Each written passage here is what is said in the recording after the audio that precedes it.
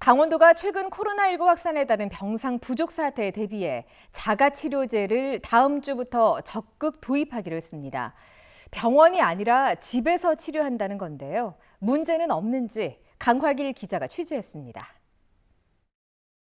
강원도가 도입하는 코로나19 자가치료 시스템은 말 그대로 전문 치료 시설이 아닌 환자 집에서 치료하는 걸 말합니다. 간호사가 자가치료를 받는 확진자에게 하루 2차례 전화로 건강 상태를 확인하고 처방하는 방식입니다. 대상은 만 12세 미만의 어린이나 장애 환자. 가장 먼저 자가치료를 도입한 경기도는 지난 3월부터 이달까지 넉 달 동안 313명의 소아 성인 확진자가 이용했습니다.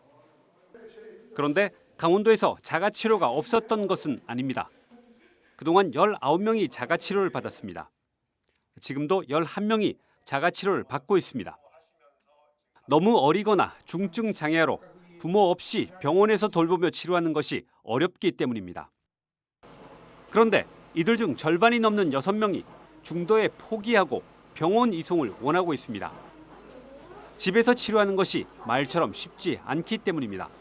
왜냐면 그냥 엄마랑 둘이 있으면 괜찮은데 가족이 다른 자녀가 또 있잖아요. 다른 자녀한테 또 감염시킬까 봐 이런 것도 불안해하고.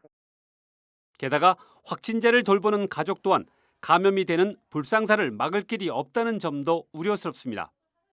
한 명의 감염자라도 줄여야 할 판국에 불보듯 뻔한 감염을 방치한다는 비판이 있습니다. 실제 자가치료를 돌보던 가족이 감염된 사례가 강원도에서도 있습니다. 그 멀쩡한 사람의 가족들이 멀쩡하게 또 감염이 되면 그것도 바람직하지 않잖아요. 아울러 자가치료를 위해 집을 비워야 하는 다른 가족들에 대한 주거 등 보호 조치가 미흡한 것도 문제입니다. 이에 대해 강원도는 자가치료를 될 수 있는 한 최소화할 방침이라고 밝혔습니다. 병상이라든지 생활치료센터를 확보를 해서 그 확진되신 분들이 원하는 상태에서 원하는 의료 서비스를 받을 수 있도록 하는 게 제일 우선 목표고, 그런데도 불구하고 부득이하게 자가치료를 하신다 그러면 최소한으로.